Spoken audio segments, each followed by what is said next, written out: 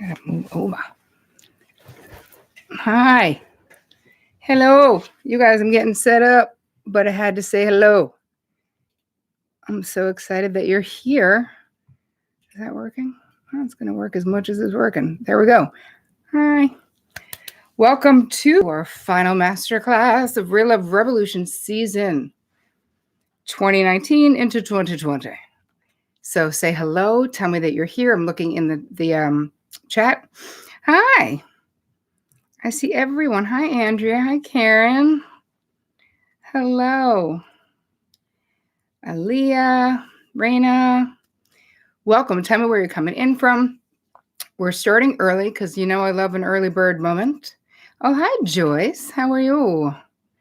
I'm happy you're here. Hi, Solange. How are you? I got Laura. We got Debbie. Right on. Looking forward to it. And me too.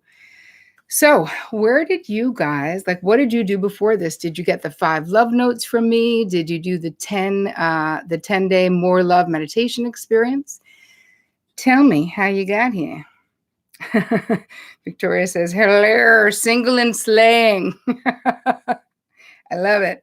Hey, hi, Carol. Hi. So tell me how you found it. We're always coming up with different ways to give you information, to make it super duper easy for you to do it, for you to say yes, because we know you're super busy. So I want to know, did you get the 5-day love notes? Did you do the 10-day more love meditation experience? And you might still be in it, actually, because we still have that up for another week or so. So we had so many people involved. Well, hi, you're listening from Woodlands, Texas. Right on, Teresa. God was speaking directly to me through you from the podcast this morning. I love it. Thank you, dear Lord. Well, hello, Melbourne. It's 40 degrees. Oh, it's probably not Fahrenheit, though. So it's probably hot where you are because we're opposite, right? I think that's true. Yes, more love meditation experience. I love that I'm still doing it. Excellent, Victoria. And keep doing it. If you're in the middle of it, no worries. Did the 10 days, Brandy said, and loved it. So excited doing pre-course work right now. Right on, Danny girl. I love it. We try to get you super prepped so that by the time we actually get to the meat of the work, you're already in that part of your brain that's like, okay, something's changing. Problem solving. I want a different result. What do I need to do to get it? Say hi as you come in. Whoo, you did make it. Don't worry, you are right on time. Good evening, Catherine. Welcome. Right on. If you need to pee, if you need tea, if you need water, now is the time. I'm going to grab mine because I'm going to be yakking straight for the next. I'm going to try to keep it to an hour, you guys. You know, it's probably going to go a teeny bit over because I really do want to answer your questions. I've been listening to your podcast for the past 6 months. It's already changed my life so much. Yay! I love that, Danny. Well, hi, Soul from Wisconsin. Hello, guest. I'm so happy to see you guys coming on in. Yes, Julie says it's very hot. It is Celsius. Okay, so you're in Melbourne. You know what? When I go on my book tour next year, 2021, I'm going to come to Melbourne. So I can't wait to see you. I'm going to have events all over the world. Do we push play at 9 p.m. or does it just come on? Well, I don't know. Someone else is going to answer that for you. I'm impressed that I'm here with my double computer. Now, you guys will see me looking down. I'm not doing something else. I'm looking at you. This is where your comments are for me and where my notes are because it's a lot of content. So I need my notes. Yes, definitely learned a lot from you. Oh my God, I want to see you. Yee! Well, good. Come see me when I'm in Melbourne with my book, Boundary Boss. All right. Finding your videos completely changed the way I see myself and my relationships. Oh, Andrea, I'm so excited to hear it from Canada. So many Canadians. I love it. Another Canadian. Welcome. Welcome, welcome. Hello, Leanne. How are you? Hi, Monique. Come on in. Let's take a deep breath. Before we get moving within the actual process, I'm going to ground, but feel free if you have anything delicious to smell right now that you can. Well, hi, Edmonton's in the house. How you doing, Mona? Taking a deep breath.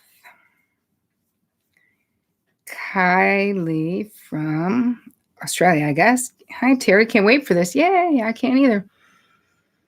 So exciting because everything we do during Real Love Revolution season leads up to basically this. And then, of course, the course starts on February 5th. But we do 2 straight months of free content to whet your appetite, to change your life, to raise your awareness, because I love you. Part of it is that I just want you to get it, out of the 10 points or blocks to love, I'm most impressed with what you talk about. Number 10, the letting go and the expansion. Thank you for the very helpful learning experience, Catherine. Well, you are so welcome. Hey, everybody, says guest from Canada. So many Canadians. I love you guys. I'm actually going to be up there live if you want to come see me. Real Love Ready in April 18th. You'll see it. Once the Real Love Revolution course starts, I'll be doing a lot of promotion for it, so just keep your eyes open. But it's going to be great. I'm from Cape Breton, Nova Scotia, Canada. Another place I want to go. I want to go everywhere, you guys. Welcome. And I can't start until it's actually time, but I just wanted to shoot the shit with you guys because I figured there'd be a bunch of you here early like me. I'm an early girl, and I know you are too because some of you were on 20 minutes ago. Welcome. We have so many exciting things to cover tonight. Hello, Southwest Florida. What's up, Jennifer? Welcome. So glad you're here. Which one do I want? Do I need energy or do I want calming? Maybe I should mix them both. That's what I'm doing. I'm going to do a little. I like calming too, though. Even when I'm energized, I want to be calm, It's like that sweet spot in between not being stressed. I just stress because I want to get all the info in, but I don't want to speed. And then I have your questions. So many things. Well, hi, Debbie from Calgary. Welcome. Hello, Team TC, who's on the line. I am smelling from a company in Canada actually called Sage, not Sage, which I think I pronounced it that way one time till Tracy was like, hi, that's not how you say it. Anywho, their stuff is great. And I like the calming one. Hi, Vancouver. What's up, Catherine? Welcome.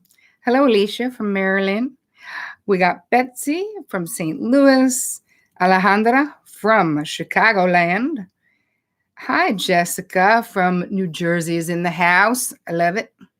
Syracuse is here. LA is here. Hey, Jordan. Hey, Janet. Hi, Chrissy from Boise. It's funny, we always hear about Boise, Idaho. Now we have Chrissy, who actually lives in Boise, Idaho. Hello, another Jersey girl. Welcome. Hopefully you downloaded your beautiful workbook that we created for you. And just side note, for you copious note takers, are you here, copious note takers? Anyone? Be honest, just raise your hand, say me. Go ahead. And if you don't, yep, me, I see it. I see they're coming. Okay, because I know you people, we created a very pretty complete workbook so that you can be present, so that you can listen, so that you will hear what it is that you need to hear. Because even though copious note-taking, it's not a bad thing. But think about what it's driven from. I'm so afraid I'm going to miss the one friggin' thing that's going to change my life. I got to write it all down. You don't. You're not going to miss it. You're not going to miss it. And we're going to send you the replay so you can watch it again if you need to, right? So relax, be here. Well, hi, Veronica. Yum. We got Newfoundland, Canada. Oh, Newfoundland? Is that how we say it? Which way? Somebody tell me. I'm not seeing all the comments. Right, because you're in different places, some of you. Someone else will have to help you with that. What if they want to be on chat roll, but they're in the other place? Your notebooks are so cool and elegant. Thank you, Monique. We work hard on them. We have a fantastic designer who lives in London who does them for us. And it's just a little added special something, right? We want everything in your experience to be optimal, to be easy, to be user-friendly, to not have you have to be like a tech genius to make it happen, because God knows I'm not, but we really are always thinking about the user experience. And if you've ever interacted with Team TC, they are the friggin' best. The most caring. Joyce is the most patient human who's ever been born. Well, hi, Angie. More people from Nova Scotia. Yay. Right on. All right, you guys, we're getting there. We got 1 minute to go. So this is your time.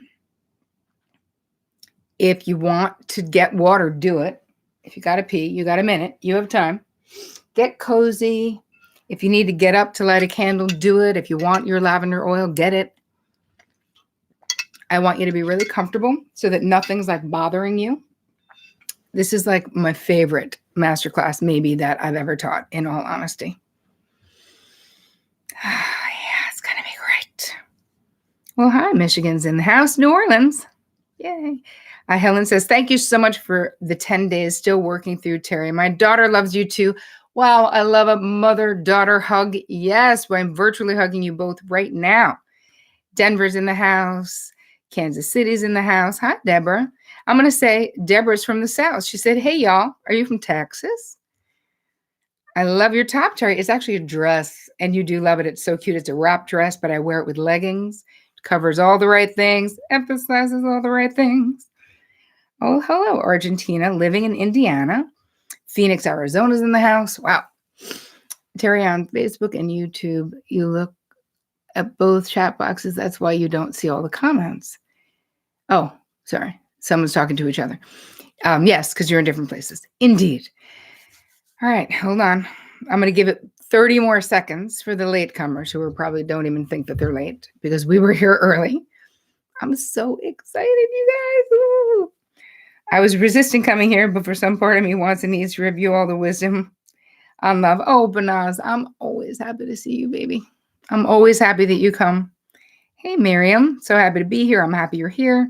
Amber from Kansas. Hi, Patty from NYC. Are you Patty that I know from NYC?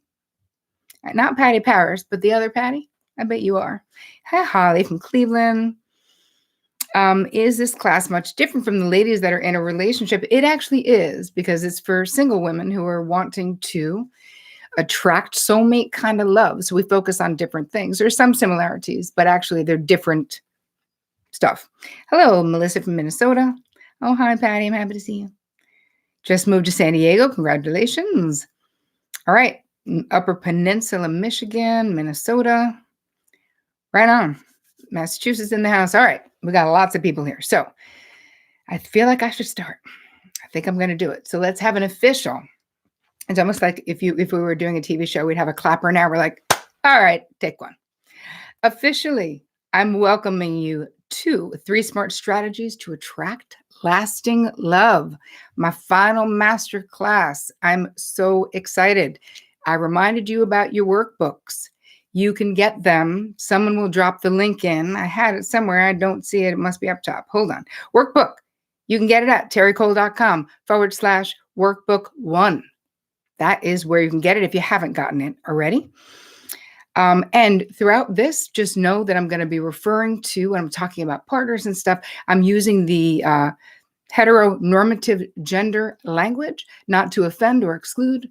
So it could be they, it could be she, could be he, she. So hear it however it makes sense for you. So you know how it's going to go. I want to make sure you know what's happening. I'll be teaching for about 35 to 45, well, no, definitely 45 minutes. Then I'll be taking your questions at the end. So if you have a question, it's very important that you put multiple question marks before the question in the chat so that Team TC can grab it. And then in the end, they'll all be in one place for me to be able to answer them for you. I'm also in the end going to be sharing with you a super special opportunity for you to keep the real love learning going. So stick around. What am I teaching you today? I'm teaching you how to employ the 3 top smart steps for attracting lasting love. Basically, we're going to be demystifying this incredibly overwhelming dating situation that most people are in and really help you understand what is and is not happening in your dating life with this information that you're going to be getting tonight. So I got to move this plant. Hold on. It's making noise. I don't like it. Why don't we hop straight in? All right. Is that good? We're good. Okay. Start by taking a nice deep breath because I want to ground and just set an intention for our time together. So just take a deep breath. I'm going to ask you to drop your shoulders. If you're multitasking, please stop. Close all the other windows. Just be here Now, breathe deeply in through your nose. Why don't we exhale with a sigh? Let's do that again. Breathing deeply in through your nose.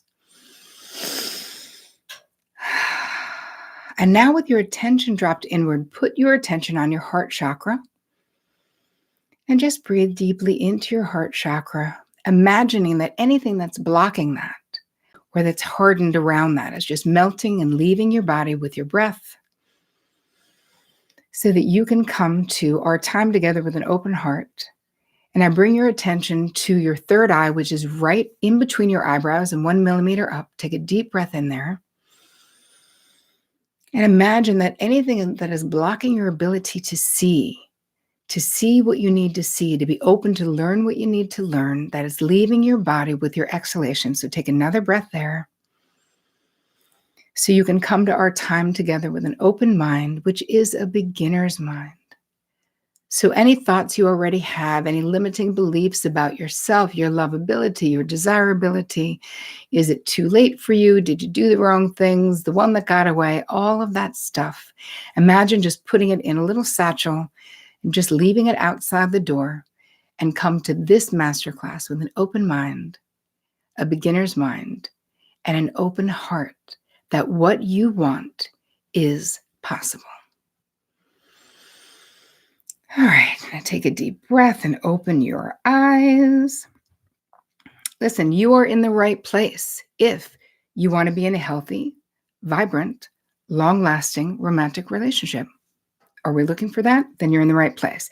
If you're done with the right, left swipe, hookup sites, all that time-consuming stuff that so much of the time does not feel like a very good return on your investment, are you over that crap? Yes. You know what kind of love relationship you want, but you just don't know how to attract it in your life. Yes, so over it. I do not blame you. I see you. I feel you. So I'm going to ask you to share now in the comments. Why are you here? Right? Are you sick of the dating scene? That's one. Are you exhausted from over giving? That's two. Do you want to just find your friggin' person already? That's three. You want to feel seen, heard? Yeah, that. How about you want to feel valued, cherished, adored? Who doesn't want that? And maybe you want a family of your own. So just tell me what it is. I'm going to look there now. Sick of the online dating scene, sick of overgiving, want to find your person, want to be seen and heard, want to feel cherished and adored, or you want a family of your own, or all of the above. Yes. I'm the first date queen. I feel you. I want to find my person. I'm ready for a relationship. All of the above. All of the above. Sick of dating. I don't blame you. Keep attracting men. I want to love myself enough to treat myself and pick only good partners. That's exactly what I'm teaching you here tonight. All of the above. All of the above. Okay.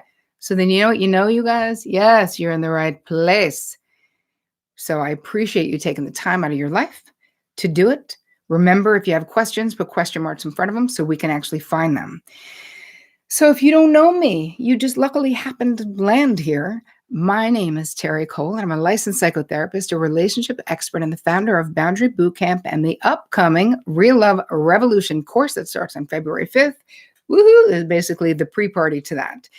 Why me, though? Why can I teach you? Why should I teach you? Why am I the right person to give you this information? So I'm going to give you a little bit of background on basically my love blueprint. So real talk, many of you already know this because I've talked about this. I did not at all believe in happily ever after. I really thought that I was just kind of born unlucky in love. It was like, well, I got other things, so that thing's not going to happen. My parents were high school sweethearts. My father went on to college on a full ride after they graduated high school, and my mother had to work in a factory for 2 years to save money so that she could then go to college. Nobody in their families had gone to college, so they were like going to be the first generation doing it. My mother was so psyched, got all her books. She's like, yes, I'm here. So in the first semester of her first year, my mother got pregnant over Thanksgiving break and had to drop out by winter break. So she dropped out of college and actually never went back. My parents got quickly married. My mother had, and my father had 3 more kids. I was the last one. So 4 daughters in let's say, less than 7 years. So I had some covert and overt messaging about love. One was that marriage and, commitment or dream killers, right? My mother had a dream. She got pregnant and had to give up that dream. I mean, she chose to, but that's how it related to me. My mother, basically, her covert message to me was get your education, make your own money. So maybe for you one day, love can be a want, a choice, but not a need. So you won't end up trapped like me. So she didn't even have to say that because I super got it. My father made all the money, so he had all the power. So I was very keyed into not wanting to be in the situation my mother was in. And I actually took my mother's advice to heart. I'm very coachable. So I finished school and went on to create a massive career in the entertainment industry where I was negotiating contracts for supermodels, for celebrities, making my own money. I was in therapy the whole time and I was trying to just hold on to like, this is cool. Like, who needs lasting love or marriage when I have this amazing rocking career? But the subtext of that was because I can't have both, can I? I really believed I basically had to choose, but I was always a lover, right? So I always was in relationships with people. And I thought that I had consciously like outsmarted. My father was very unavailable. He definitely should have had sons. He was a workaholic. He was not around. He was a high functioning alcoholic. So I was for sure like, I'm not going to be attracted to anyone who is like, emotionally has the IQ of a sneaker. Like that is not happening to me. Someone who doesn't talk is not affectionate. So I had all of these very affectionate and verbal, amazing boyfriends. And I thought like, wow, this is really happening. Until my therapist pointed out, she was like, well, yeah, Tara, but where do all your boyfriends live? On another continent. I was like, oh yeah. She's like, do you see that you're dating a guy who lives in Greece, a guy who lives in Germany? Are they available? I was like, oh my God, I got tricked. I thought they had to like be different than my father in that way. I didn't realize. She's like, well, how do you feel? I was like, alone, longing. She's like, are your needs getting met? I'm like, nope, because I'm alone. So I was actually in the same repetition. I didn't realize it. The profound pivot, though, that did come for me was with that same therapist where she showed me that I had all of this unconscious material, right, back here that was really driving my behavior. And of course, unless you've had a lot of therapy or maybe your parents are psychotherapists, like, how do we know that? I was going by what I saw, what was happening in my life. As soon as she told me there was this treasure trove of information basically in the scary, stinky basement of my mind and started helping me see what that was, I started to see, oh, I'm repeating these patterns and why I'm doing that.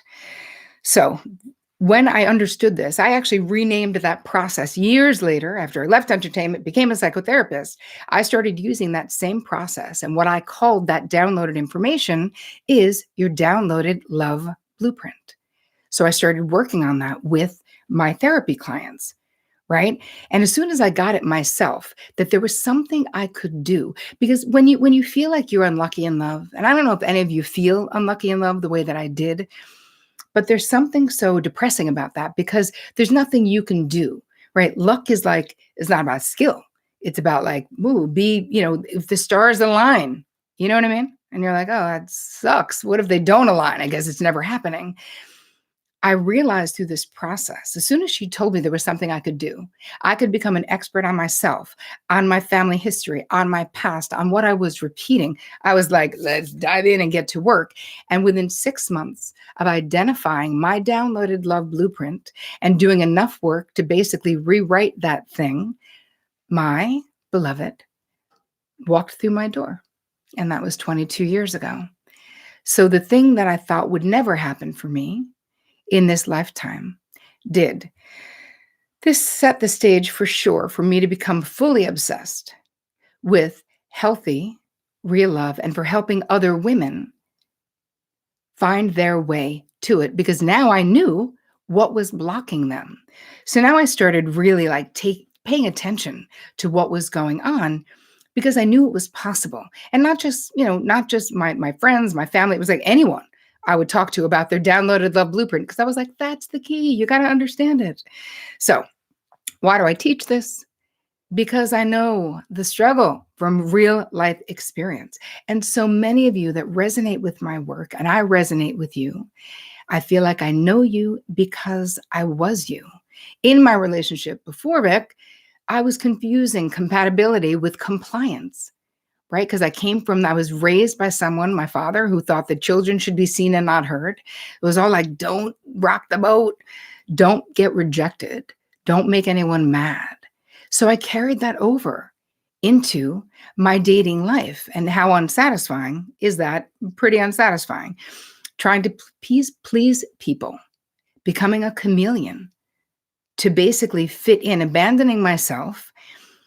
But basically, I wanted to become what I thought I needed to be for that person to love me, to not leave me, all the while, though, getting further and further away from who I actually was, or being able to develop my authentic self because I was too busy trying to avoid getting broken up with or losing what I considered the love that I had found. Little did I know it wasn't even really that. So, super honored to be here today and share all of these experiences with you. So, yes, my personal stuff, because this stuff super resonates with me, but also 2 decades in the trenches with my psychotherapy clients, right? What I want is to raise your odds of experiencing revolutionary love in your life. I value your time. I've jam-packed this with really important information, but I also want to say props to you for taking some time out of your life to be here, to do something for you, because there's a million things you could be doing and not doing something that's going to benefit you. So right on.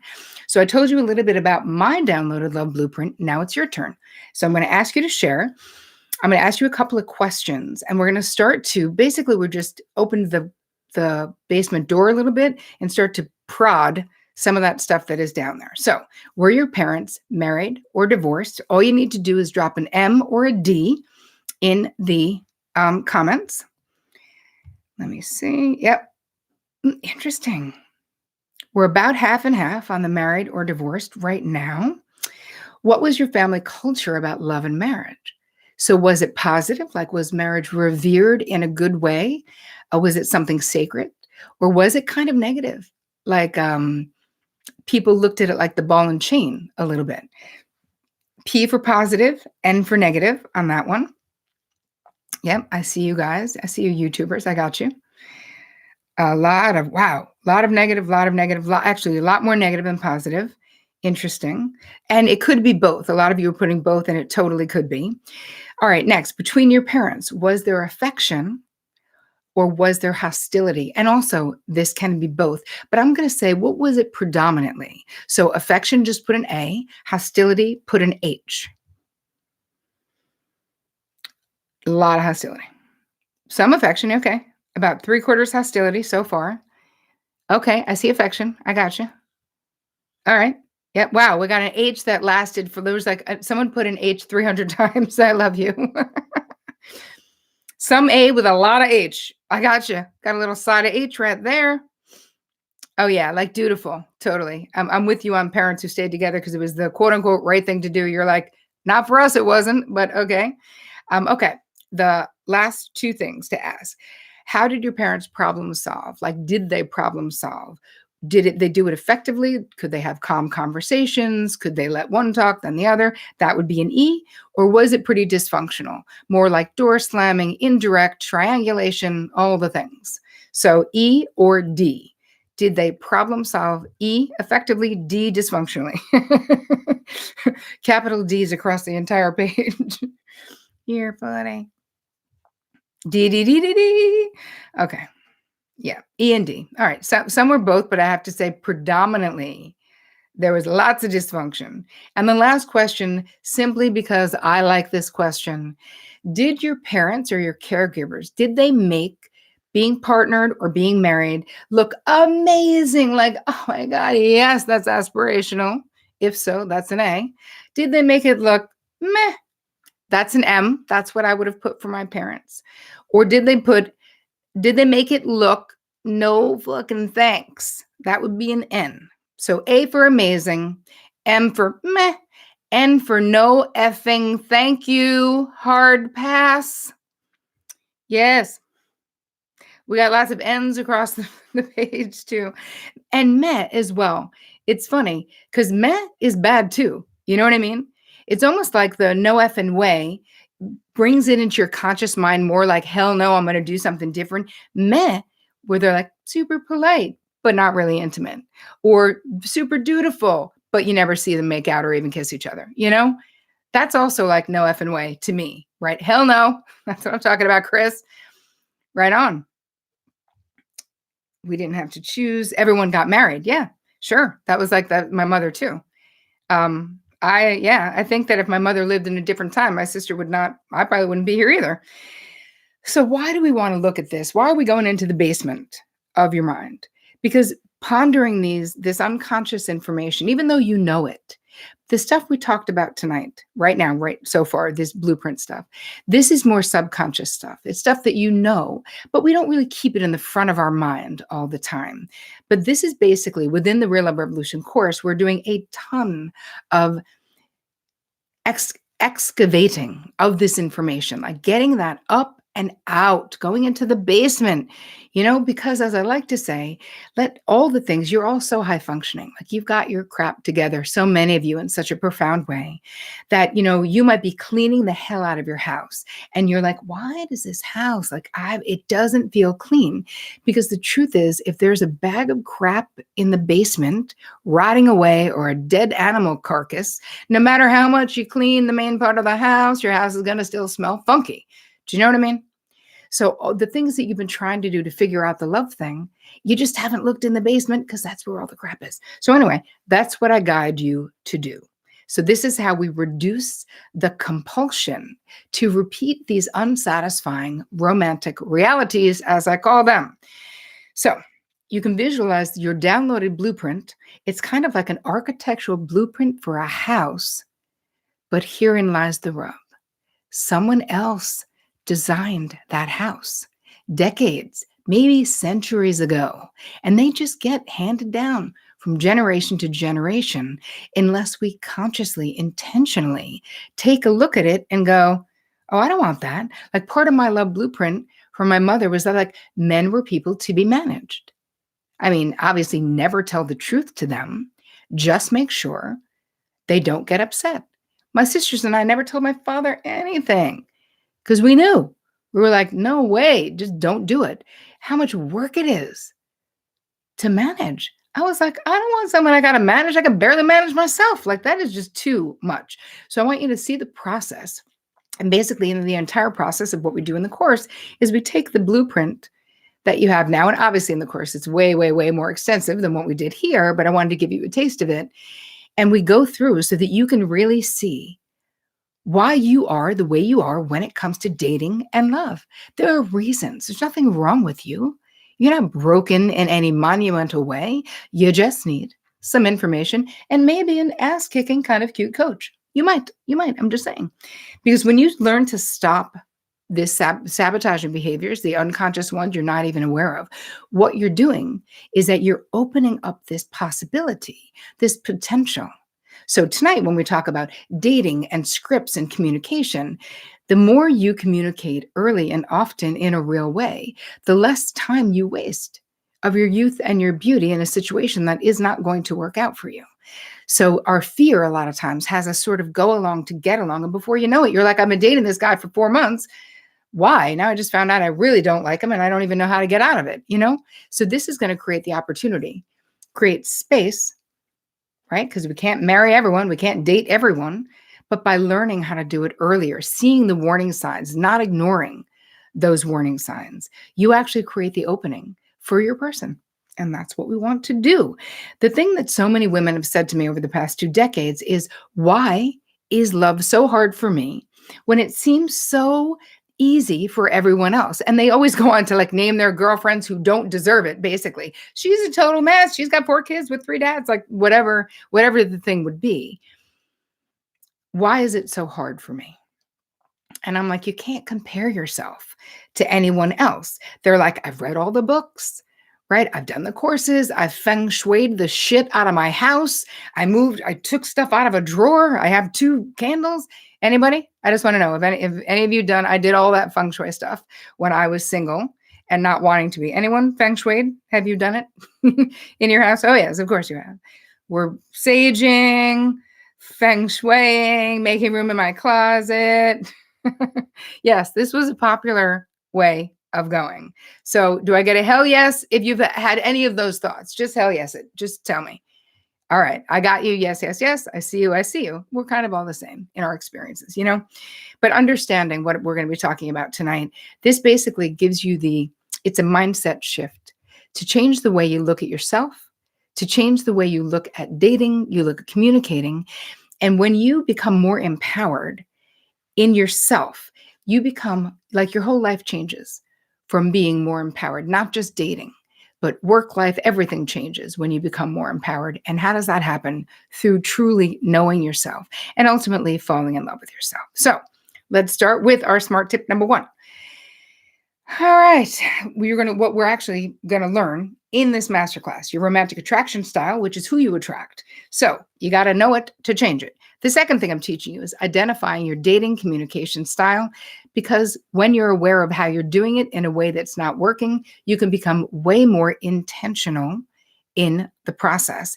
And then I'm giving you scripts for dating, because some of you haven't had this experience. We're not all millennials, and this whole thing of dating while you're texting can be kind of new, or it's confusing.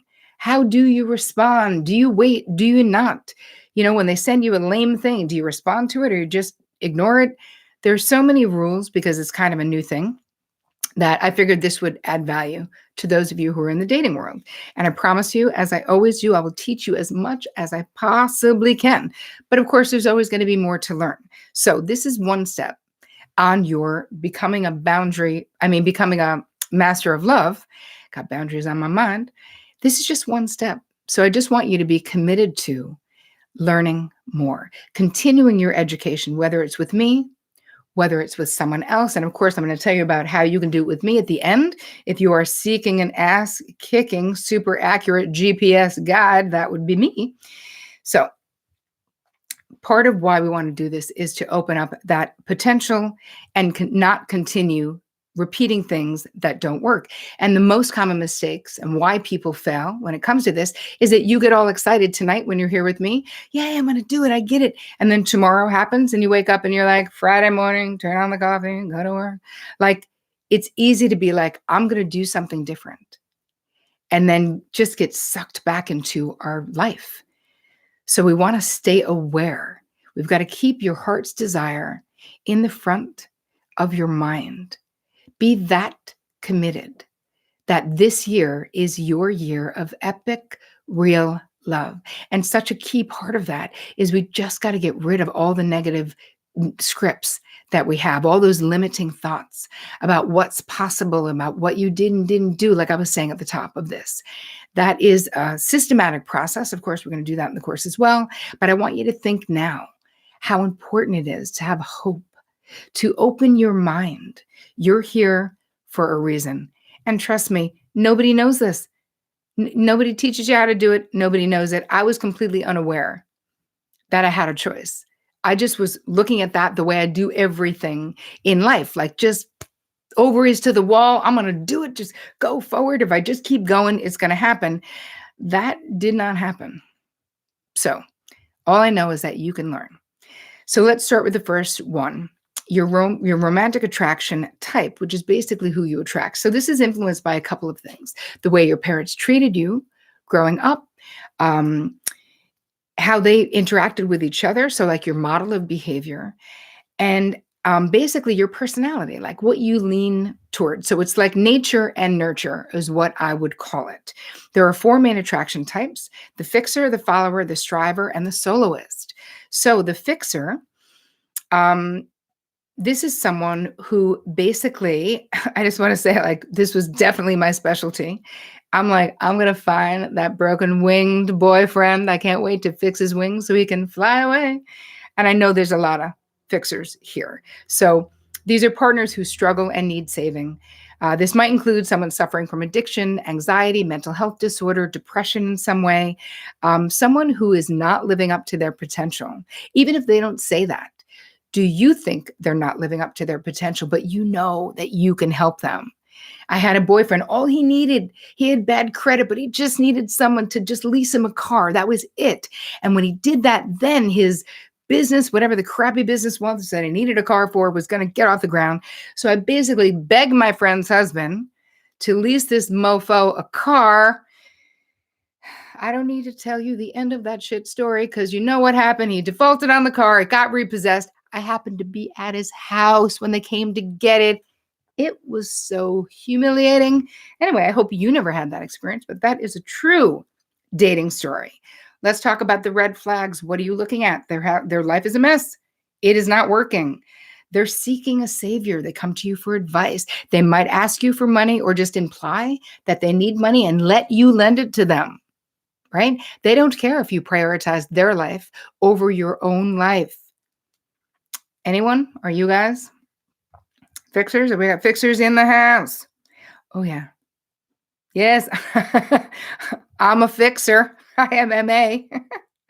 My dad was a fixer. Yeah. Yep. Married potential. That is exactly what happens there. We're like, oh, but I can see it. I can visualize it in my fantasy. He's so going to be amazing when I get him that car and leverage my lifelong friendship. Still friends with those people. They still bust my chops about it sometimes. Like, whatever happened to Gary? You think you got a new car? I'm like, you know what? Shut up, Bill. But at the time, I was bawling my face off. Imagine how embarrassing that is. Yeah, okay. Anyway, so there we go. Let's move on to number 2, shall we? The follower. So, follower, partners who can be domineering. They can be controlling. You know these ones. Manipulative. They are crappy listeners, right? Because they want to talk about themselves. And in more extreme cases, they can be emotionally, verbally, or physically aggressive or abusive. I do not like that.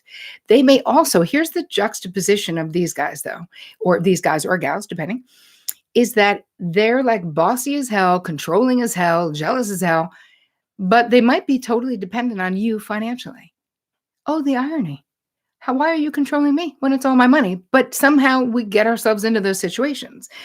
So I would definitely fell into that category myself too, but I was more of like falling into it as I wanted to please them, those partners. So I would be like the chameleon. You know what I mean? Like if you could see pictures, I should share pictures of me when I was dating my hip hop boyfriend, what I dressed like, how I wore my hair. Oh my God, stop. The music I listened to, all of it. Then I had the preppy boyfriend. You'd be like, who is she? I had like my bob and my pearls. Like, no. Okay. I know that is something that all of you identify with. Somebody has done this before. So what are the red flags? They're really overly concerned about where you are and what you're doing. They're jealous, and not just jealous of other people, like you're looking at that person. They're like jealous of your friends. If you have a child and you're divorced, they're like jealous of the time you spend with your kid. Come on.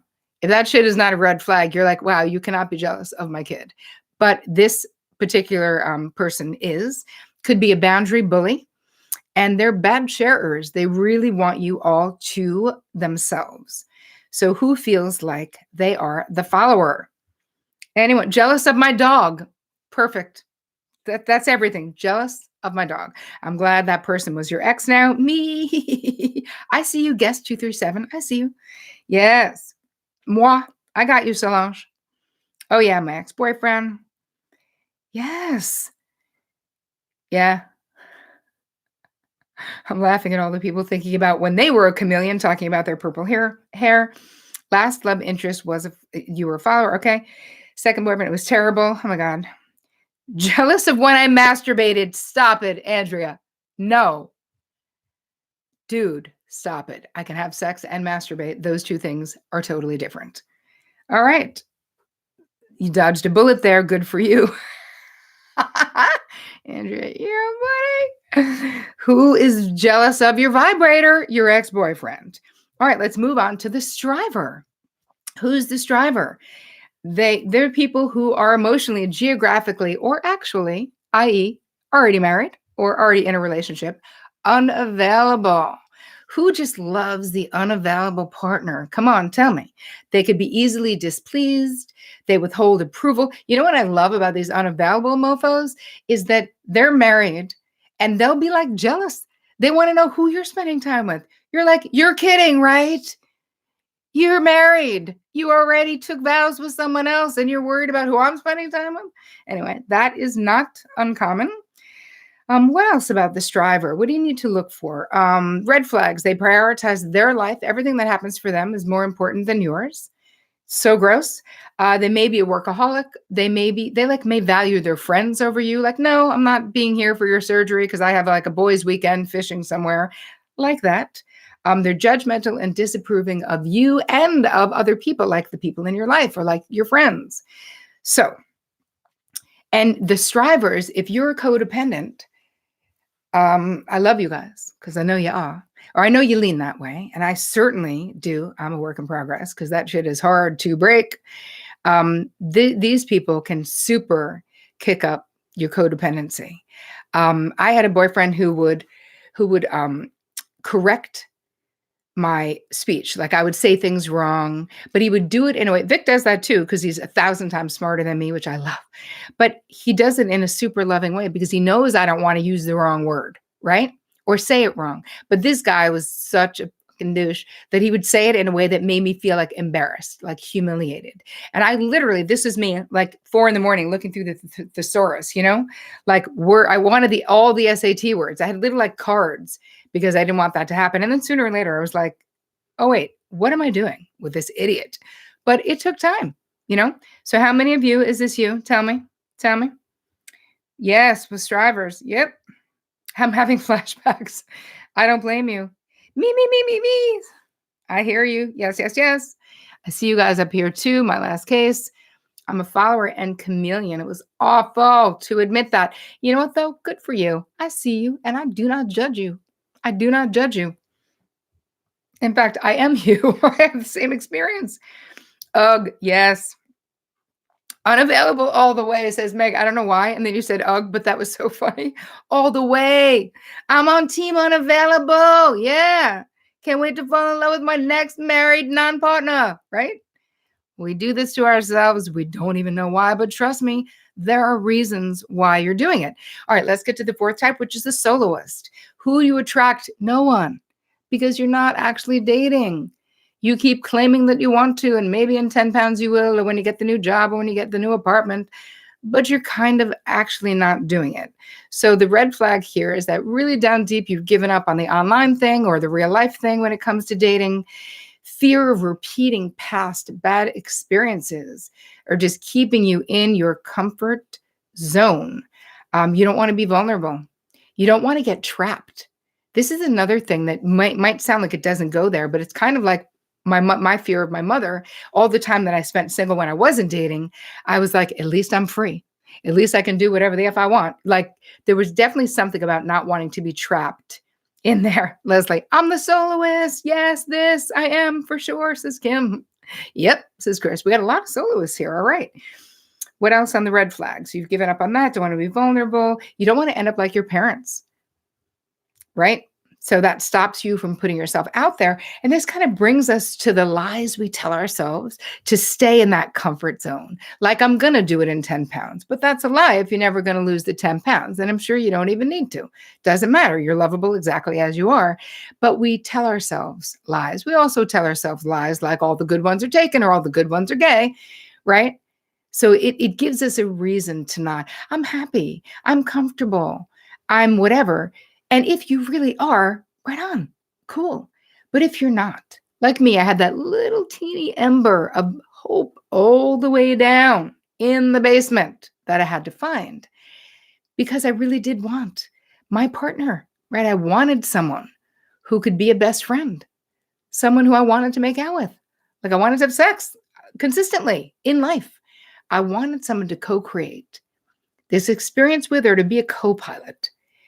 And just because I hadn't found that before I knew about my downloaded love blueprint, I never didn't want it. I just didn't believe it was possible.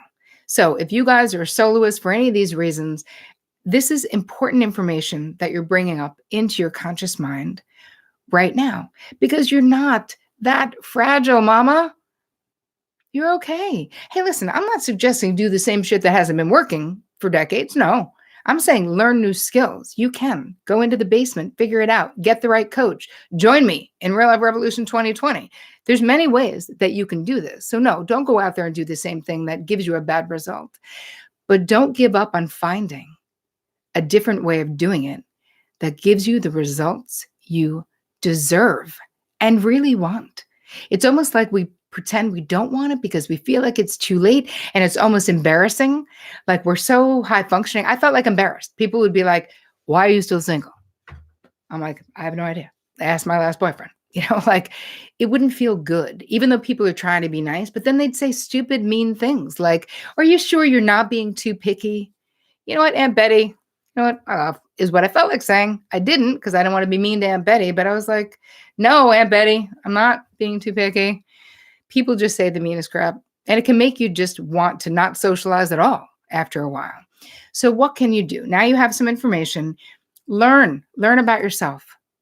Become an expert on you is the first step. It's not becoming an expert outside of you. It's not becoming an expert on like men and women necessarily, or women and women.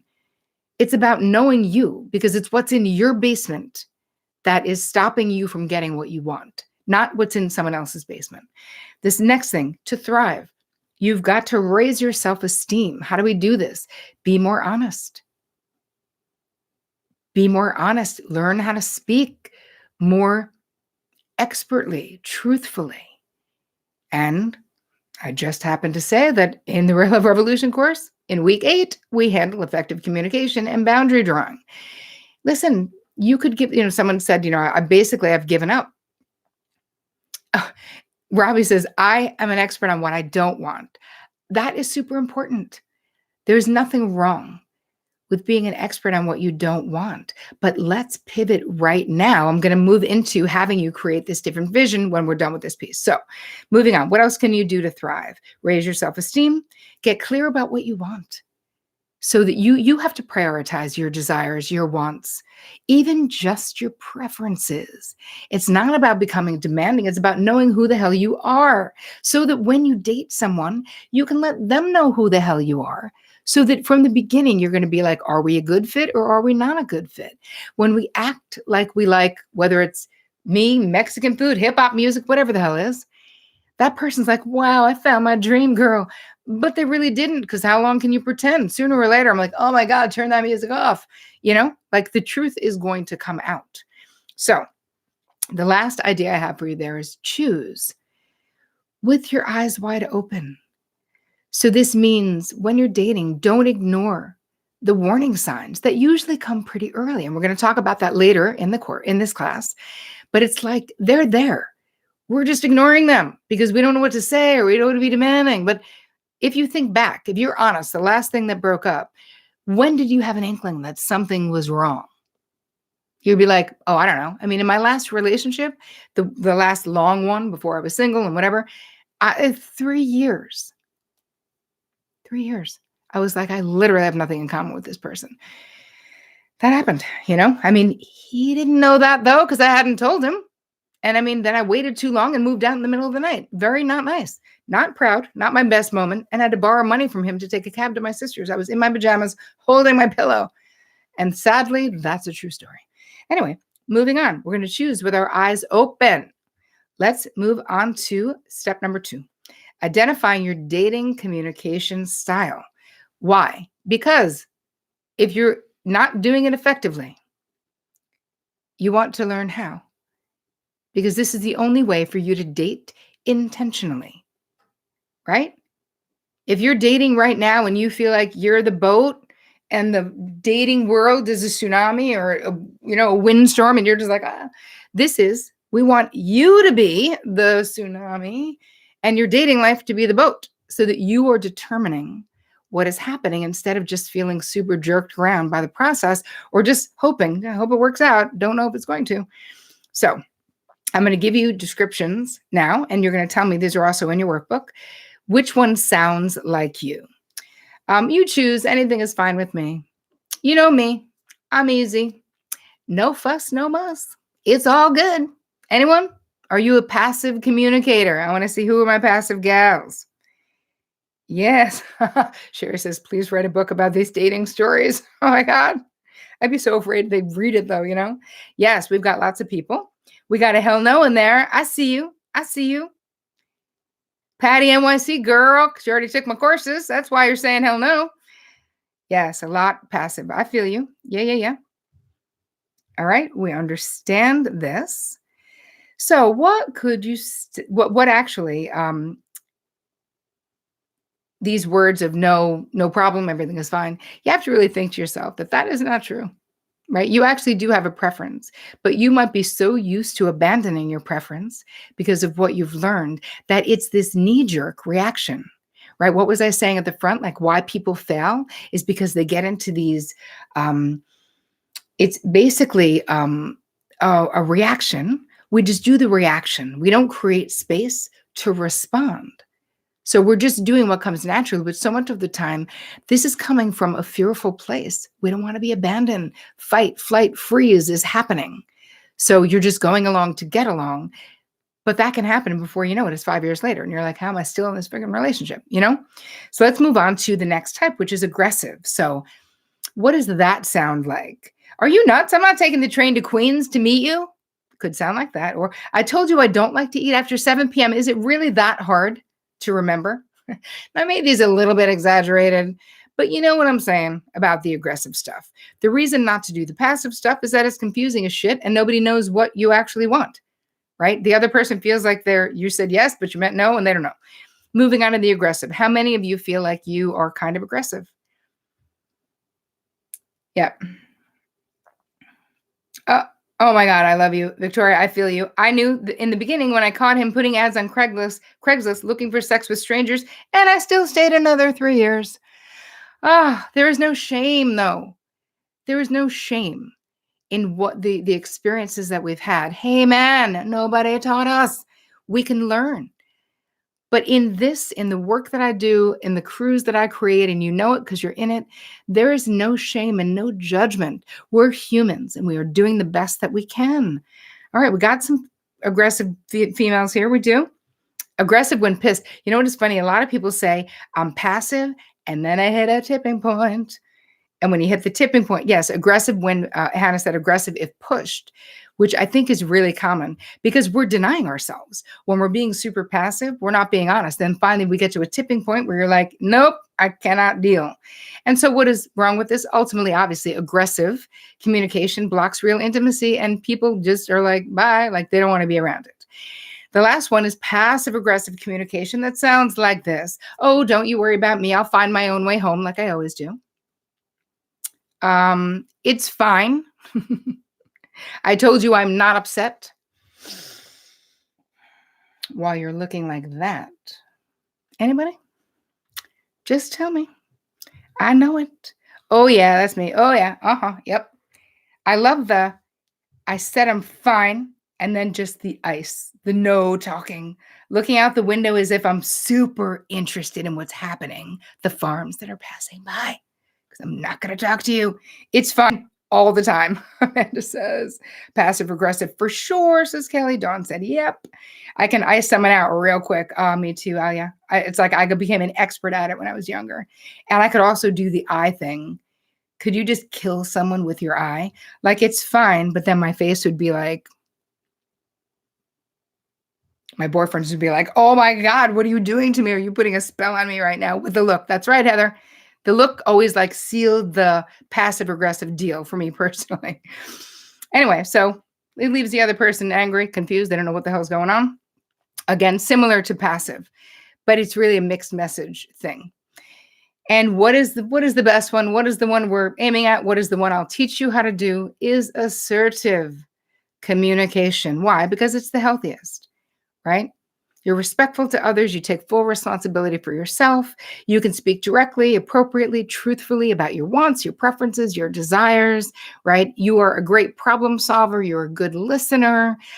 You can stand up for yourself without trampling all over the other person. So, and I bet a lot of you have some assertiveness. Can you be assertive? Say yes if you can. because I know you guys are working on yourselves. Yes, but it's taken a lot of work. That's what I'm talking about. Yes, and for many of you, is it aspirational? You can put yes in there too, because we are all works in progress. We want to be better. We want to get better, right? That is the process that we're going through. Yes, in every area of life. That is correct. And here's the thing, you guys, when you master the stuff we're talking about on this masterclass and what I teach in the Real Love Revolution course, it isn't just about love. The truth is, it uplevels your entire life because we use the same skill sets everywhere, you know? So, moving in, when you're texting and you're dating in the beginning, in the middle, whatever it is, what are we trying to communicate? How can we do it in an empowered way? We're looking to communicate our values, our boundaries, our preferences, right? We're establishing the most important thing about this is establishing a foundation for success so you can stop wasting your precious time and energy. So that's why it's so important. It's not about playing games. I know some people are like, well, I just want to be fully honest, you know what? Be aware. When you become aware in yourself, get healthy in yourself, you're going to see that there's many, many ways that you're not being honest. You're really still coming from a place of fear. So I picked a couple of the top ones, and I think there's a few more actually in your workbook. So what are we trying to avoid by walking on eggshells all the time? Like, what are we trying to avoid at every turn in our life, dating and otherwise? Rejection. It's so painful. It's so scary. And it's so much bigger in our mind. But we don't want to be left alone. We actually have primal. There's a primal thing about being rejected that can make it very terrifying unless you're aware that there's a primal thing, right? Why? Well, back in the day, being rejected from the actual tribe, you would probably die. So sometimes it feels like death in our life now. But you know what? There is no saber-toothed tiger about to jump on you when you're crossing 38th Street in Manhattan. Like that, this is an exaggerated response that we still have. So we have to learn to tone that down.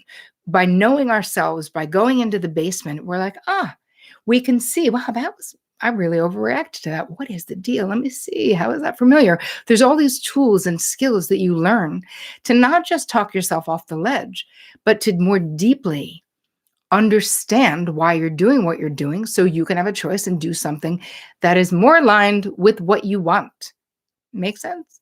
All right, let's go into the first one. What if it's the same day text or a late night plan text, like 7 p.m., hey, want to do something, or 8 p.m., want to do something tonight? What are you doing?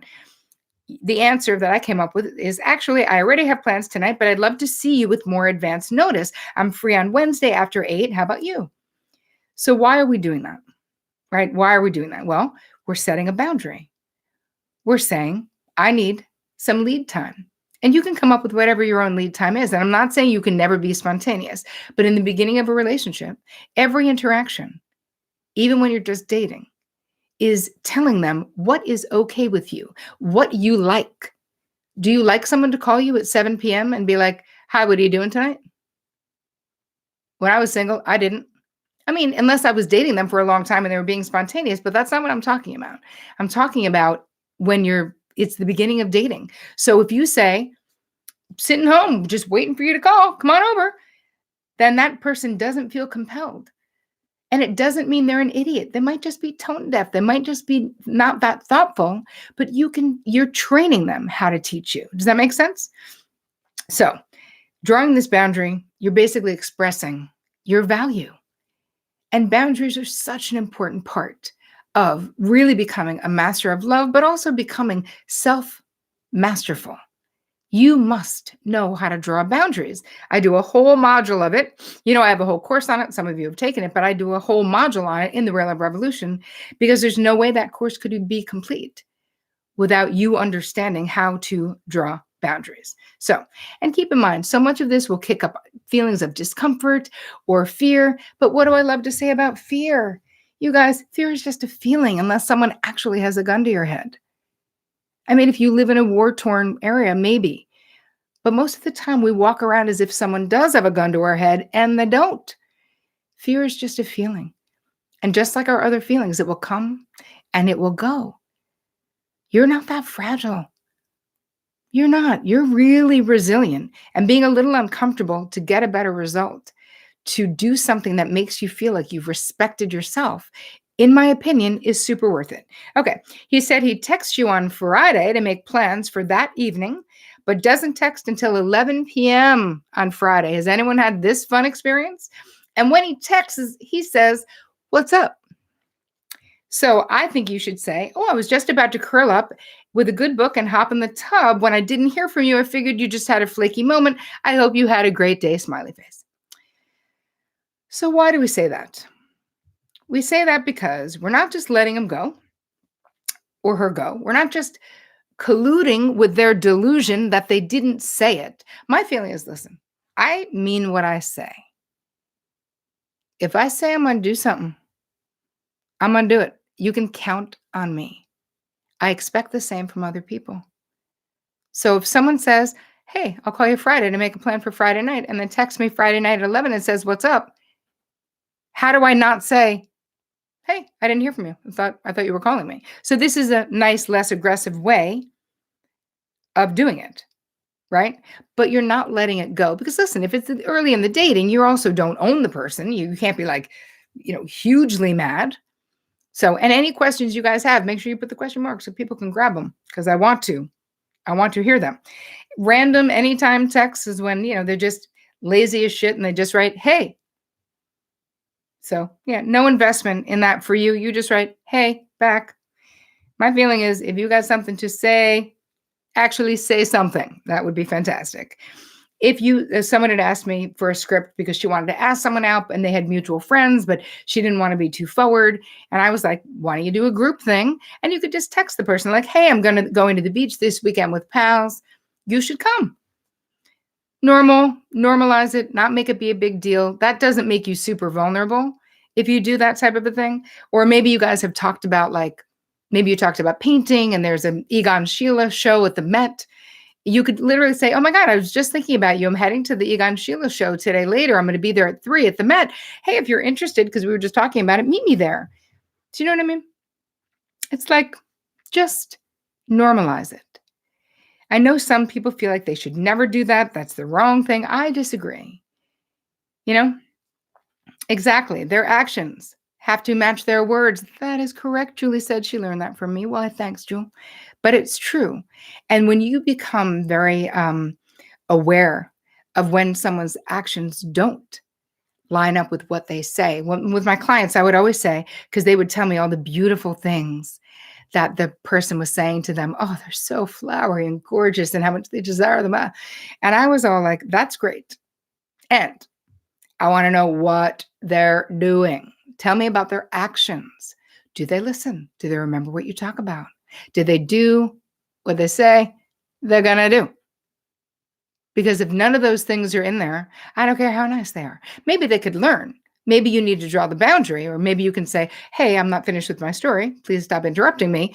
And you know what? If someone gets offended, who cares? Like, we can't worry about offending someone when we're trying to figure out where's our person at. If they're your person, they'll be like, "You know what? I'm sorry you were not done. Go." Because I'm like, are you interested in my story if you're cutting me off? Like, it makes me feel like you're definitely not. Anyway, moving on to the next text, my favorite one. And actually, this answer is from Matthew Hussey, who's a dating coach. I think he's Australian. So maybe you get a late night text that says, "Hey, I'm near your place. Want to hang?" Now, we could be nice and say, maybe your new pal is a night owl. Maybe they want to Netflix and chill. Maybe they're looking for a booty call. And hey, if you are, then fine, say, "Come on over." But if you're not, his answer, which I co-opted for this, is, "I think you have me confused with the future me who's been on many more dates with you." Smiley face. "Good night." Which basically is like, I ain't no hollaback girl, no side chick, and no thanks.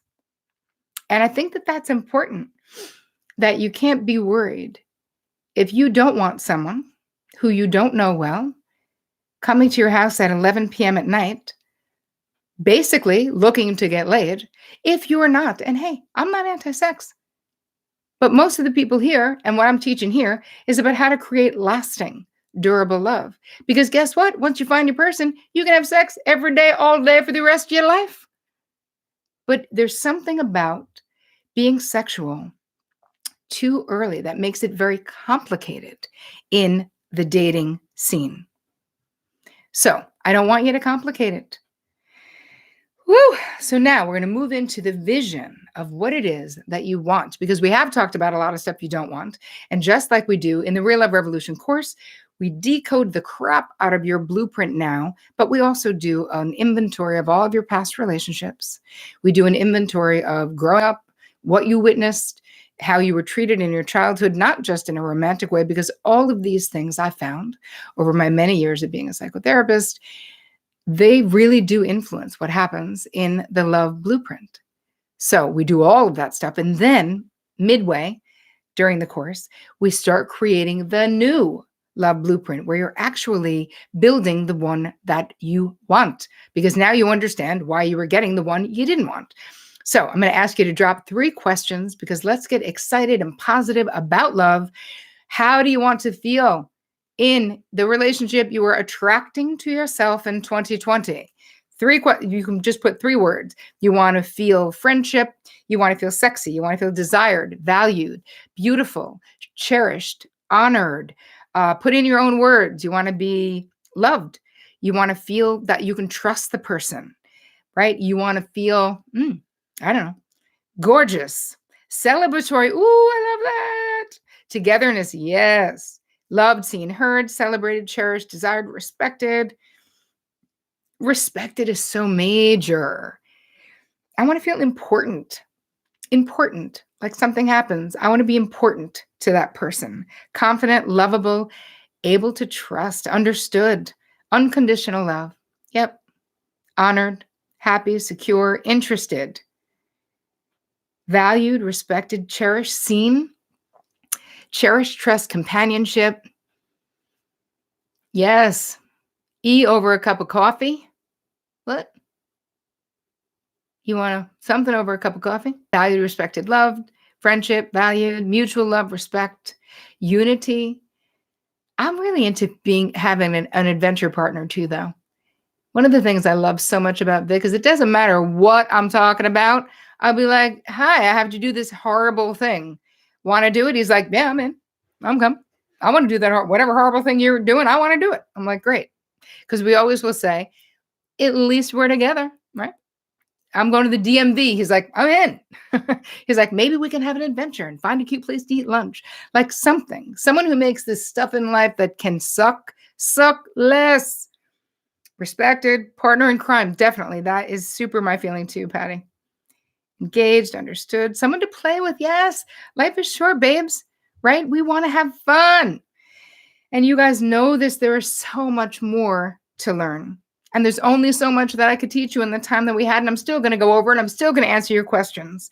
But so much of this, and this is like, the tip of the iceberg, basically, that I'm showing you, it requires some time and some repetition. You need to get on your feet. You need to flex this muscle. I want you to imagine right now, though, if you could stop repeating this painful dating experience of attracting the wrong person or the mean person or the whatever person, right? What if you could easily communicate your thoughts, your desires, and even just your preferences? What if it was natural? What if it was easy because you knew they really cared, right? About how you feel. What if you could nurture real intimacy, real communication, and be known on that deep, deep level? I know that you can, because I have created a method, a toolbox, which takes all the guesswork out. One right action after the next right action. That's exactly what I've created in this course. It's my complete step-by-step, psychologically based process to help you attract, build, and maintain healthy, vibrant, durable love, where you are interdependent, not codependent, not super independent, but that beautiful sweet spot of being securely tethered and feeling free. Isn't that what we want?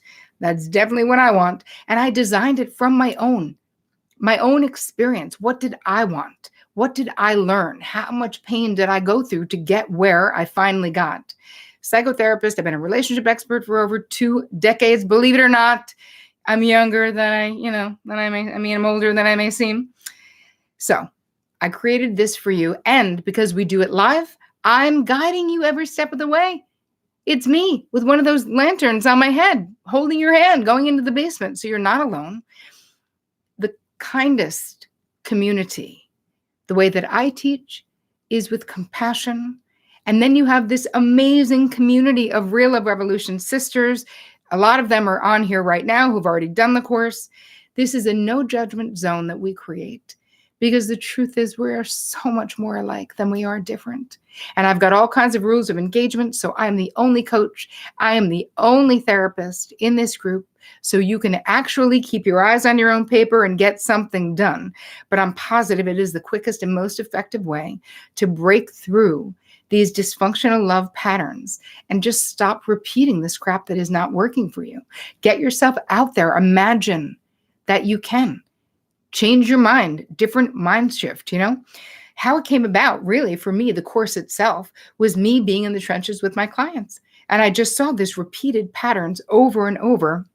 And then I saw the fix. And I was like, oh, when she understood this and that she was dating her unavailable father, she was able to, and all the things that I created, so many of the actual exercises in the course, I created years ago for my clients. But I got out of the one-on-one game because I wanted to be able to impact many more women simultaneously. And I loved the idea of the healing of a group, of our collective consciousness, of our collective power. And it is mind-blowing. We have women from over 25 countries doing this. This is how it basically came together. And now I know that it works because I've done it with thousands of women. I based it on these 5 pillars of real love. So it's self-awareness, because you can't change anything that you're unaware of. We move into self-knowledge, really going into all the drawers. You got the memory drawers, like the fake memory drawers, and then the real ones, all the shit that happened over there. We open them all because those are the things that are driving your behavior, self-knowledge. And we do it with curiosity, with love. We're not blaming our parents. We're not being mean to ourselves. We just want to get out of pain, and knowledge is the way to get there. The 3rd pillar is self-acceptance. If you're in denial, if you feel so profoundly dedicated to denying how your parents' dysfunction impacted you, this will be hard for you. You can't. Our parents screwed us all up. We screwed all of our kids up in some way. We will all make mistakes. This is just how it is. So we can't worry about that. We have to be in acceptance of what we did experience and where we are right now, because this is the only place, which is our actual reality, that we can build the life and the relationship that we want. The 4th pillar is self-compassion, because so many of you are so incredibly hard on yourselves. And you're going to start to treat yourself the way you treat your best friend or a 5-year-old that you love, and that will change your life. And then the 5th pillar is really self-mastery. It is self-love. It is self-celebration, because after you've done all that other work, you really know yourself. Step-by-step process. You just can't do it wrong. Next right action, next right action. And this is what creates sustainable change, which is actual transformation. Nobody was born knowing this. Our parents didn't friggin' teach it to us. And in fact, we were rewarded for not doing these things, for being easy, for not rocking the boat. Correct? Did anyone's parents teach them to rock the boat? Not mine. Be a good girl, just smile. We all were raised to be good girls, have the disease to please. That's it. You may think your shit is too complicated. You've done too many bad things. You can't do it. You're too far gone in your mind. But you know what? I know you don't really think that because you're here. And I'm telling you, no matter where you've been, no matter what you've done, I'd be surprised if I haven't done it myself. And I certainly have heard worse. If I can do it and help thousands of women across the globe do it and become masterful at themselves, create deep self-love that extends to everything else, trust me, you can do it. So a couple of people who had actually taken the course, one of them was Dia, who came in and she, for 10 years, wanted a child of her own, couldn't find the right relationship to have the child, didn't know, should I do it solo? Should I freeze? Should I not? She comes, she came into the course saying that her motto was table for one, even though she didn't want it to be, but she was single for so long, that's what it was. Within 6 months of taking the course, she got pregnant and then married, in that order. We had our first RLR baby. His name is Grafton. A couple of years ago, we've actually probably have about 9 RLR babies at this point, which is amazing. But her dream came true. And she told me for 10 years, she'd been in therapy. She'd been reading all the books. She went to a matchmaker, and none of those things happened because none of those things opened the door to the basement, which is where all the crap was. Jenny came into the course saying that she knew she needed to end her marriage. She just wanted to do it with the least amount of damage to her kids as possible. I was like, okay, take the course. After 12 weeks, because that's really what the course ends up being, because I give you bonus things, she ripped up her divorce papers. And she and her husband are thriving, and that was 2 years ago. And her kids are doing amazing. So, fact. And the last little excerpt, I mean, we have so many. I can't spend the time. I'm already over time, and I got to answer your questions. But this is one of my favorites. Her name is Meredith. She came in. She was separated from her husband. She had a big life. She was a performer, very beautiful. He was too. They were both well known. So it's almost like they had a lot of power, being like a power couple in this world of entertainment. But he kept promising her, next year we'll try to have a kid. Next year. By the time she came into the course, she's like, I don't know what to do. I don't know if I should stay with him and just trust that it's going to happen. I don't know if So she gets in the course. She decides, you know what? No. And once she got real and opened the basement and figured out what the hell was going on, she was like, A, he's an alcoholic, and B, he's never going to keep his word. So I'm divorcing him, which she did. And within 6 months, she found her person. She also had a baby. And she had 2 babies, but that baby then got married, then had another baby. So those were our RLR babies 2 and 3. Super happy. Wow, these updates just, I can't, no matter, so my point of telling you this is that no matter where you are, no matter what you want, no matter what you've experienced, you're in the exact right place at the exact right time now. So what exactly is Real Love Revolution? It's a 10-week guided virtual coaching course, takes place step by step, based on the 5 pillars that I've already told you about. It's designed to rewire, literally, limiting beliefs within yourself about your worthiness, about what real love is, about what you deserve in your life, and your relationship to yourself. So you're going to completely transform your relationship to yourself. You will learn how to give, accept, and recognize healthy love. Learn how to deeply love yourself first, because this is what it's all about. When that happens, everything changes. So when you enroll, you want to know what you get if you decide to enroll. Well, you get 1 module a week for each week. You can do it from your laptop, a phone, mobile, desktop, anywhere. We get a video lesson based on what I'm teaching you that week. Therapeutic meditation. So we hit the conscious and the unconscious mind throughout. You have integration exercises where we're basically taking your intellectual understanding and now we're personalizing it to your actual life, which is super helpful because if you can't do it in the real world, it can't help you. Each week we have a live Q&A session where I answer your questions. This is more integration of the concepts. Access to our private community. No, you do not have to be on Facebook to be in the private community. 100% money back guarantee within the first 14 days of purchasing the course. If you know you want to do it, all you got to do is go to terrycole.com/do it. That's easy for those of you who are asking, because I see it in the comments. Lifetime access to the course material. So that is something. Most people just print everything out.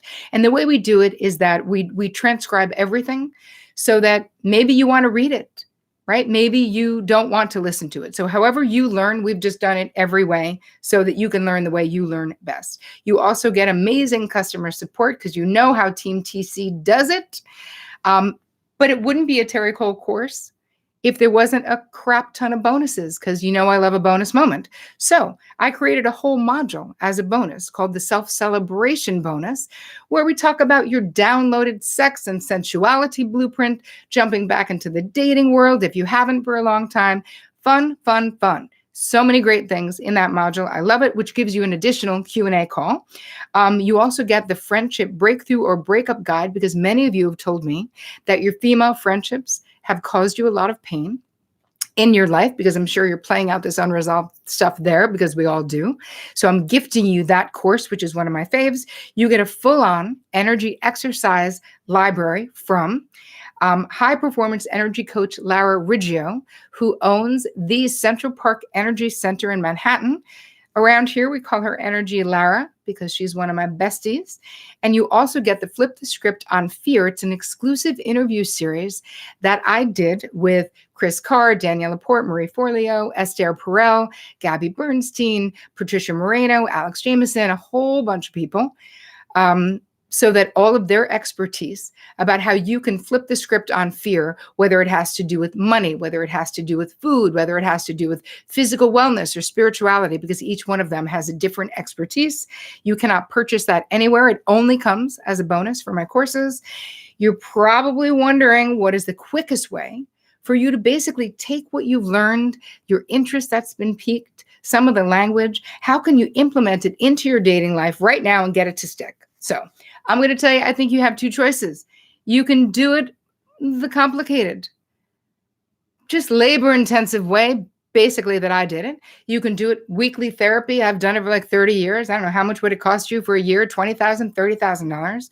Or you can do the simple, streamlined, personal, strategic, speaking from experience way, and let me be your guide and join me in Real Love Revolution 2020. All right, I was going to have confetti. I don't have any. Just imagine that I'm throwing up confetti. Woo! Glitter is falling all around us right now, because many of you have asked me, I want to work with you. Do you work privately? And I have a couple of high-profile clients, and I do some sort of corporate work, but it's way, way expensive, and this is really the best and only way to work with me pretty directly is through this course. And truth is, I'm going to be on my book tour next year, 2021. So I don't even think I'm doing this course next year. So if you're thinking about it, now is the time. TerryCole.com/do it. Yes, do it. You would think that'd be easy to remember. I don't know why I forgot it. This is your one-stop shop, honestly, for real love literacy and intelligence. That is what we're doing. And the truth, real talk about how much this course costs, I'm going to get into it right now, but I want to tell you that I have never raised the price of this effing course. All of my entrepreneurial friends are like, what the hell is wrong with you? It was underpriced to begin with. I don't know. I just want you to say yes. I just want you to do it. I just want you to get what you want. And I figured if I doubled the price, then I'd only be able to help half the amount of people, So you can join right now for as little as $97. Right now, TerryCole.com/do it. $97. That is my most flexible plan. It's a 12-pay plan. Many of you said you couldn't pay it all up front. So that is for you. Mwah, I love you. I want you to do it. Or there's the one pay plan, which is $997. With the one pay plan, you actually get 2 video conferencing calls with me where we do more of the integration of what we're actually learning. So you guys, I do not want to sound like that Ginsu knife commercial where you're like, but there's more. But I have to say that there is. And my most favorite bonus, it's brand new. I've never done it before. And I want to shout out to my codependents and my empaths and my highly sensitive mamas out there, because this bonus is for you.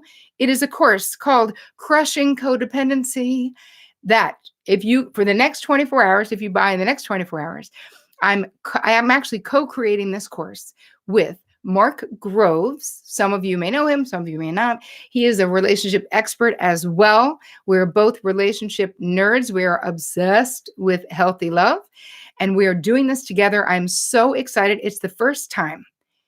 So this is literally the maiden voyage for this course, and you get it for free if you join Real Love Revolution 2020. Brand new course, teach you to liberate yourself, literally the chains of codependency that bind you to a small, painful life, because I was there. So you have 24 hours to also get that bonus. So terrycole.com/do it. Let's get to your cues. Here we go. Will your course help teach me how to clean out the basement that you talked about? Yes, it will, Desi. Exactly. That's exactly what we do in Pillar 1 is all of the excavating happens but we do it through a whole bunch of different exercises, letter writing things, inventories about what you've experienced in your life, your top relationships, what happened, like that. All right, the next question. I can't attend all the live sessions due to the time difference. Is the course still effective without being on the Q&A live? Oh, yes, it definitely is. And here's the thing. We have women from 25 countries. So there's no way we could ever pick a time that everyone would be like, oh my God, that's the perfect time. So we start on February 5th. It's 1 p.m. Eastern Standard Time. So the welcome is on February 5th. That's going to be for 30 minutes to just give you the lay of the land. You're going to get the first module. And then it's every Wednesday, basically until the end of April at 1 p.m. Eastern Standard Time. Everything, of course, is recorded, and then we transcribe it, and we get it right into the education module for you as soon as possible, usually within 24 hours. So yeah, my feeling is a lot of women are never on the lives, but we're always in this community together. So the community piece is really important, that I'm in there all the time. Team TC is in there all the time. And we have a very organized way for you to ask questions. And we have designated admin posts. So you don't have people posting willy-nilly because we're really focused. It is a very dense, amazing course, but it's like, I want you to be your eye on the prize of focusing on your paper and not feeling like you have to be responsible for anyone else in the course. You're just responsible for you. All right, let me see. And also another thing with not being on the call, it doesn't mean that you can't ask questions because we collect them ahead of time. All the questions are curated before the call.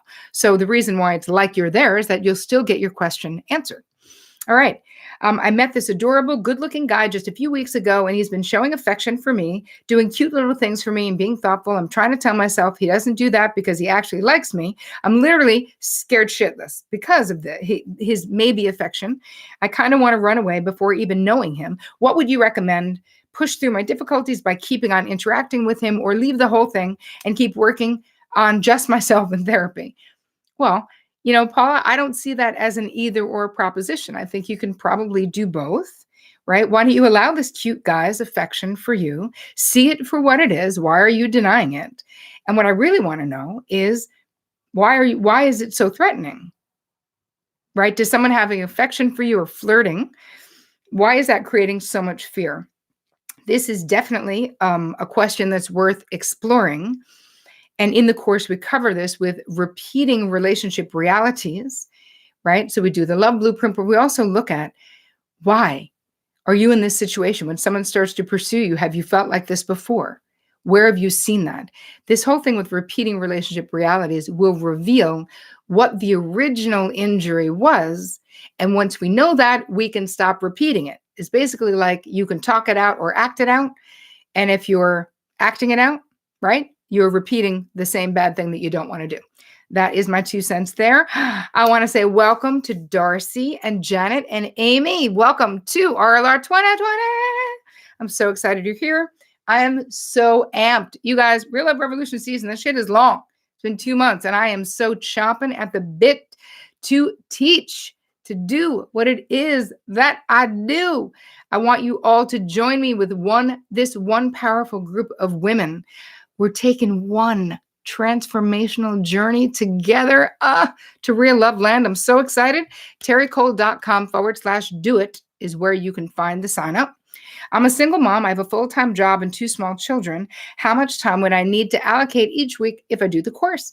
You would need about 2 hours a week is what I think. That means you have the Q&A, which is an hour, and then you can spend another hour doing the other things. I'm not including the meditation, although I am going to make you create a Zen Den and try to do that every day. All right, not mandatory, but it really will accelerate you getting this stuff. So, all right. All right, Teresa, I want this so badly. We'll do it. I need it. I have to give myself permission to feel like I'm valued enough to take it. There's so much crap in my basement. You know what, Teresa, listen. What's the worst? There's a 14-day money back guarantee. Pull the trigger. You are worth it. And once you get in there and get in and just start tooling around the education platform, get into the group, start meeting other people, you'll see if it's for you or not. But I know you know it is. How do you not think you deserve it? It's $97 to start. So my feeling is, Teresa, I believe in you. Do it. Because really, let's think about it this way. If not now, when? If not now, when? And if you don't decide for you, and not just Teresa, any of you who are on the fence, if this is interesting to you, if not now, when? Hey man, nothing is guaranteed. No moment in time. And I honestly think this is potentially the last time I ever do this course this particular way with my own involvement in it, because I'm writing a book and I'm going on tour and it's a lot, but I love it so much. Okay. So I'm saying, I'm giving you permission. Do it. As Cynthia said, I really want to do it. I almost joined on Tuesday. Okay. Another person on the fence, but I talked myself out of it. Why is it so hard for me to do something for myself? Oh, Teresa said, I'll be there. Do it. I love you. Cynthia, join Teresa, please. So what I want to say to you, why is it so hard for me to do something for myself? I worry that I'm being selfish, even though intellectually I know that I'm not. And I know I need this course and the information that's in it. Please help. Listen, of course, I'm going to tell you to do it, Cynthia. Why am I not gonna? I made it for you. And what I want you to think about it this way. You learning these things, you becoming healthier, you becoming less reactive, you not being a martyr, you not getting some of the silent treatment. Can you possibly imagine the positive ripple effect that's going to happen in your life when you become this more evolved version of you? You know what they say, like when mama isn't happy, nobody's happy? That shit is true. You could get happy and healthy. That is going to ripple out. Don't you want to be a good model for your kids, right? A good model of behavior of what it's like to take care of yourself? Yes, Teresa said, Cynthia, I'll see you in there. Yes, you will. Let's do it. You don't want to be kicking yourself, because if this is the last year that I do it, what happens if next year comes around? Nothing in your life has changed and you're like, oh yeah, oh wait, now I can't even take it because it's not even happening anymore, And that, honestly, you guys, that's not a scarcity thing. That's the truth about my life and where I'm going to be. I'm going to be on the road for probably half the year next year. So I don't think I can this is 12 weeks, you know what I mean? That I got to be actually present to be with you. I'm in that thing every day. And I can't be doing that and talking in like Sydney. Do you know what I mean? All right, moving on. If you are ready to take action and learn how to make real change happen in your life, to just get out of this purgatory, do it for yourself. Sign up now, terrycole.com/do it. And yes, I'm encouraging you. I am. Listen, there's going to be tons of women in this crew, but I want it to be you. If you are on the fence, if you think this could add value to your life, do it. This is a gift to yourself, and no one else can do it for you. Oh my God. Hi, Cassandra, Nicole, Leanne, Jennifer, Andrea. Welcome to Real Love Revolution 2020. I'm so excited. I get so excited. I make sure that I see when people join and I'm like, oh my God, look, Anne joined. Look, oh my God, Betty joined. I'm all right, Maria. What do you do when you meet someone you get into an immediate bond with, yet after a few days, you need to be separated for like 2 months because you both have work, travel, vacation. We text each other almost every day, yet how do we deal with it according to you? Well, here's the thing. You barely know the person because you only knew them for a couple of days. You can use this as like old school way of getting to know someone.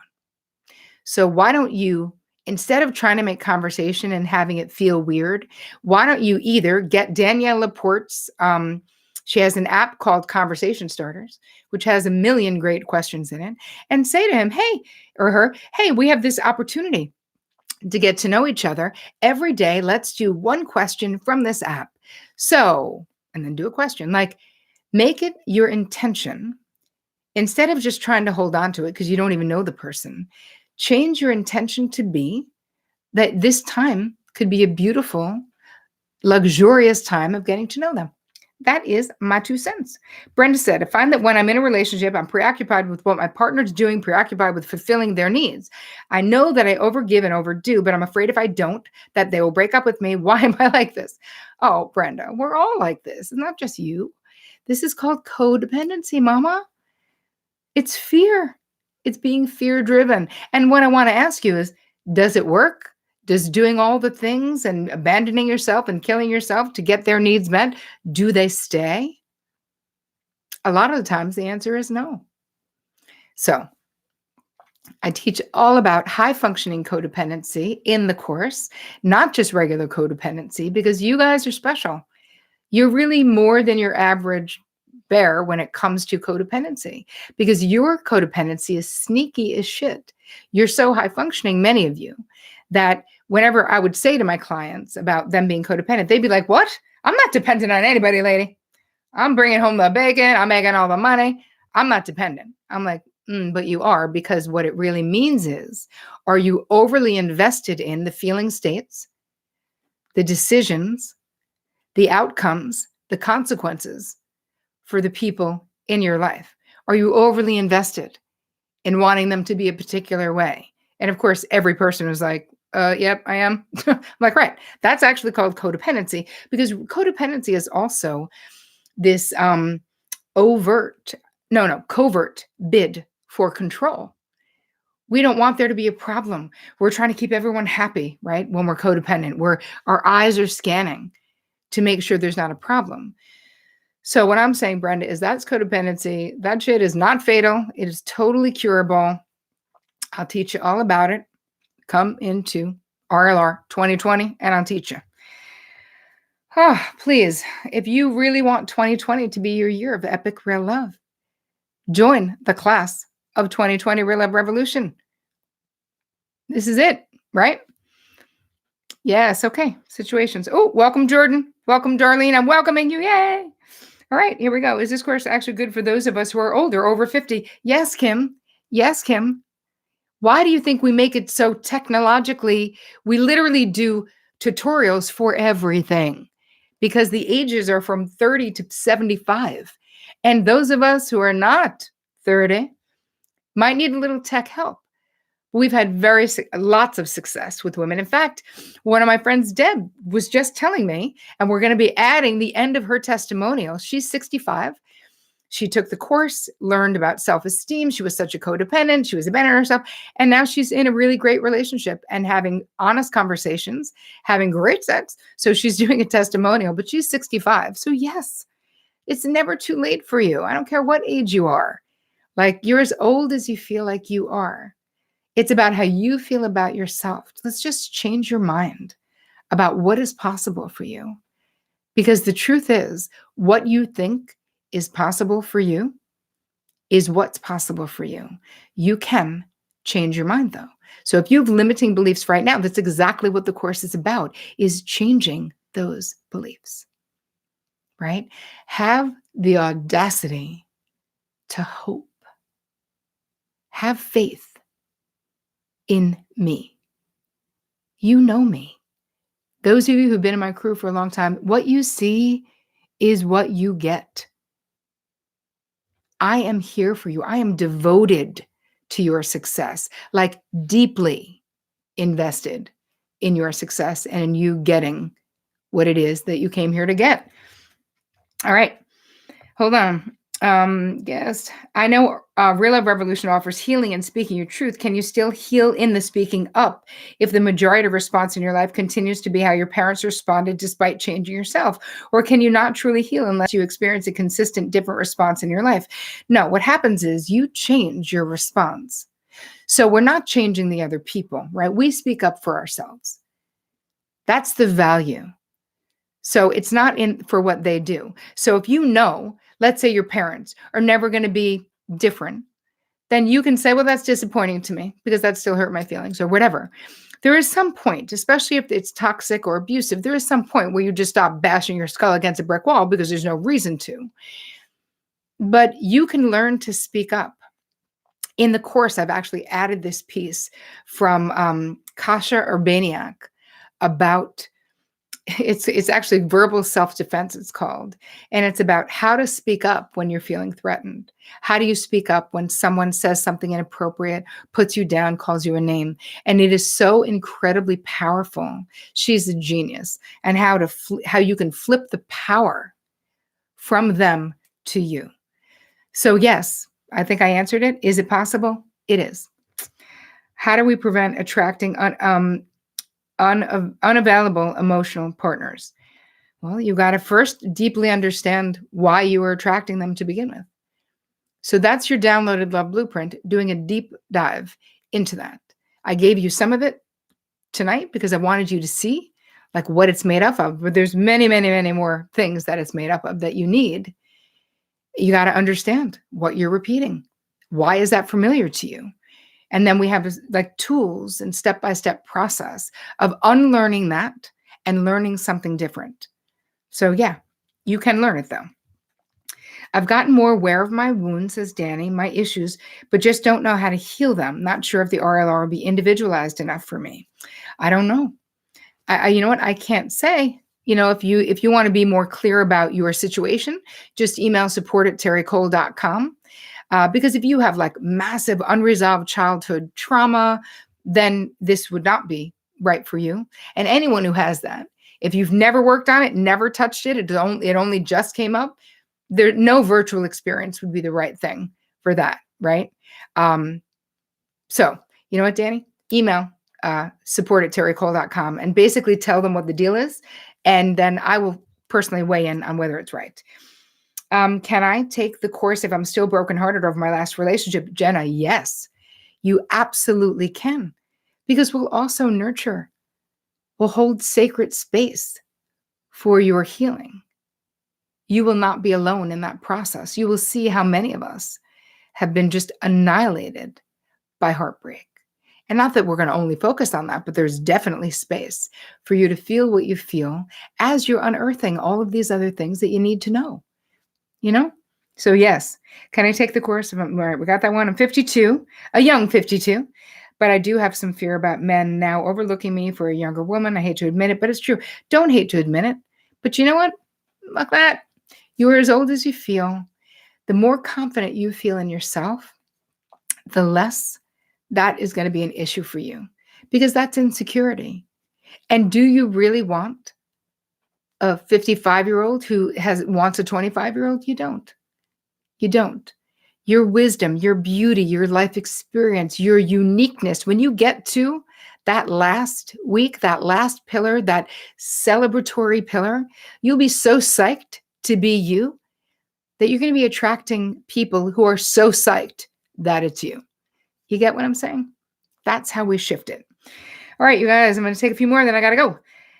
How do I resolve it if I have commitment issues? So if I actually just never found the right person yet, well, we deal with those issues. We deal with attachment issues in Real Love Revolution. We talk about your style of being in a relationship and why you would have that so that you can have a deeper understanding of that and then change it. And none of that is magical. But your awareness gives you the opportunity to see it for what it is. Like, oh, I feel like running away right now. Yeah, that's that attachment stuff. Well, I guess I could run, or I guess I could have some faith and stick around and see. Maybe it's not going to be that bad. Maybe I'm not going to be suffocated. That's just a fear, I so want to do this and believe it, but I've been so beat up in dating, I don't feel it's possible. Send hope. Well, I hope that this whole friggin' masterclass gave you hope, sister.